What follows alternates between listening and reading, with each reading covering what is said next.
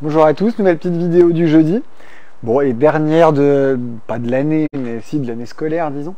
Bon, c'est une vidéo sans trop de thèmes, sans trop de choses à raconter. Et pour cause, l'été, on est plus des vendeurs de déception que des vendeurs de plantes, puisque, comme je le répète à longueur de temps, c'est compliqué d'envisager des plantations, on va dire, logiques à cette période. Bon, vu qu'on aime quand même gagner un petit peu d'argent en été, je vais vous donner 2-3 pistes sur la marche à suivre cet été. Alors déjà, on n'a pas beaucoup de clients, je l'ai dit dans d'autres vidéos, je vais vous dire, juillet, août, septembre, c'est les 3 mois les plus faibles de l'année avec janvier. Le gros intérêt qu'ils ont, ces 3 mois-là, c'est qu'ils précèdent directement octobre-novembre, qui sont les meilleurs mois de plantation. Chose que beaucoup de gens oublient, chose que beaucoup de gens ne savent pas parfois. Donc, on reçoit des gens avec plus de temps. On est un peu moins nombreux aussi, hein, il y a des vacances et tout, mais on a beaucoup plus de temps pour vous accompagner dans vos projets. On a beaucoup plus de, de latitude, de liberté. On peut se déplacer, on peut créer des plans, on peut prendre vos idées. C'est quand même vachement plus zen que la grosse période où ça court partout. Ça, c'est le premier point. J'avais parlé aussi il y a 2 vidéos qu'on avait aussi notre petit bureau d'études, alors entre guillemets, j'ai qu'une personne dedans, hein.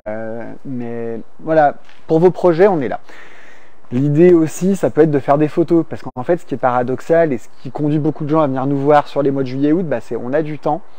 Le temps est finalement souvent assez beau, il fait pas très chaud, on a envie d'aller jardiner, et surtout les plantes, c'est là où elles sont le plus belles, donc c'est là où on a envie de les acheter. Octobre-novembre, vous achetez des bouts de bois, ça fait moins rêver. Vous voyez, dans cet esprit-là, on fait rentrer pas mal de pépinières fleuries. J'ai beaucoup de clients qui me demandent pourquoi je fais rentrer des arbres et arbustes fleuris si je ne veux pas les vendre. Alors déjà, il y a une raison qui est qu'on peut avoir envie de les offrir. Ça, c'est une première bonne raison. Alors vous me direz, oui, mais l'offrir, si c'est pas le moment de planter, c'est un cadeau empoisonné. Pas faux. Mais néanmoins, j'ai quand même une demande là-dessus. Et puis bon... quand vous offrez un lilas des Indes comme ça, basiquement, il tiendra toujours plus longtemps qu'une orchidée avec un bon entretien, donc il n'y a rien de déconnant. Le deuxième aspect, c'est j'ai des gens qui me disent, de toute façon, moi je pars pas en vacances, arroser un peu cet été, ça me dérange pas forcément, j'ai envie de me faire plaisir, un peu de couleur, ok, pas de souci. Sachez juste que vous prenez un risque plus important que si vous plantez à l'automne.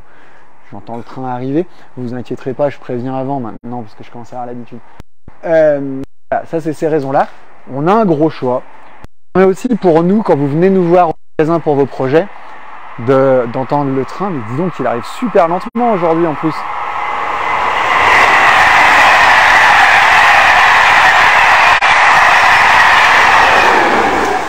Je m'excuse pour ça.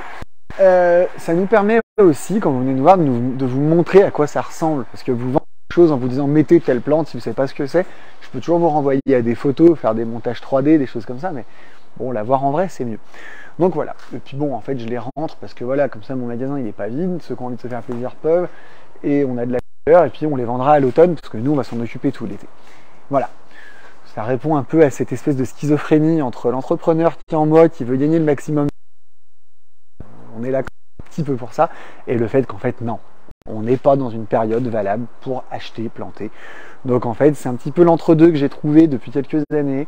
On fait plus de conseils, on se déplace, on prévoit vos projets. C'est du temps qu'on ne perd pas, on le passe avec vous et je trouve que c'est une approche qui me plaît.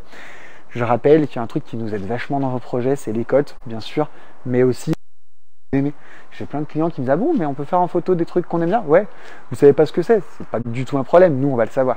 Donc, vous faites une photo dans un rond-point, faites une photo dans un, je sais pas, chez votre voisin, vous me dites j'aime bien ça, est-ce que je peux le mettre? Et là j'ai vos cotes et je vais vous dire non, c'est beaucoup trop petit ou oui, il y a la place, selon les dispositions.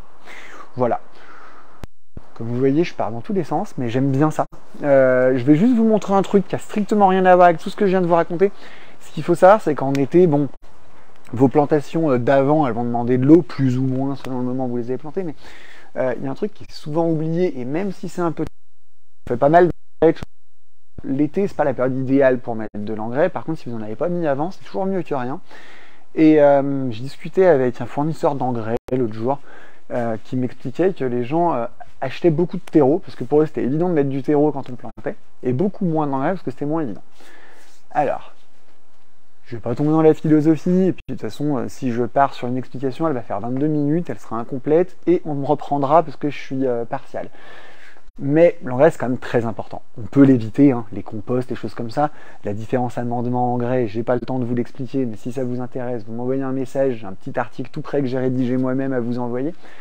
Mais il y a une différence. Mais l'engrais sur une plante qui vient d'être installée, c'est quelque chose d'important si vous voulez pas être frustré d'avoir un truc qui pousse pas assez. Après, il y a plusieurs formes, et là on va vous conseiller en fonction de l'état d'avancement de votre plante.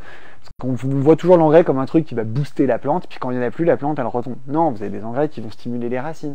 Vous avez des engrais qui vont juste stimuler la fleur, vous allez avoir un peu plus de fleurs. Voilà. Pourquoi j'avais envie de parler de ça en plus, j'en sais rien. C'était parce que c'est un sujet que je vais certainement approfondir sur les mois de septembre, octobre, au moment des plantations. Je l'approfondirai certainement même dans une série de vidéos. Mais vu que je vous invite à pas nous acheter trop de choses, bien sûr si, de la plante d'intérieur sans problème, sur cet été, et que je vous invite à venir nous voir pour du conseil, c'est pour avoir un sujet d'entrée par exemple, pour vous donner un exemple du genre de sujet qu'on peut aborder ensemble, qui peuvent vous aider dans votre compréhension des choses, et dans le fait d'avoir moins de frustration au jardin. Mon métier, il frustre beaucoup de gens, enfin, non. Les gens qui m'achètent des plantes peuvent parfois être frustrés par le fait de ne pas y arriver. Et je pense qu'en fait, quand on n'y arrive pas, c'est pas qu'on est mauvais ou je sais pas quoi, c'est juste qu'on n'a pas la bonne approche, pas le bon conseil, tout ça. Et quitte à avoir 3 mois où je perds un peu d'argent, où je vends pas grand chose et même où je refuse des ventes, j'aimerais bien, dans l'idée, qu'il soit mis à contribution encore plus pour que vous veniez nous voir ou que vous nous contactiez, pour avoir des réponses à vos questions sur des problèmes que vous avez. Mais votre plante, vous ne l'avez pas acheté ici, je m'en fiche. Ramenez-moi une photo, je vais vous aider, je vous dirai ce qu'il faut faire. C'est pas du tout, n'est pas restrictif. Voilà. Je sais pas si mon message est hyper clair là à réfléchir, mais j'espère que c'est le cas. En tout cas, je suis disponible jusqu'à mercredi prochain. Après, je serai en vacances. Mais mes collègues seront là et puis pourront vous renseigner. N'hésitez surtout pas. Voilà, je vous souhaite une bonne journée.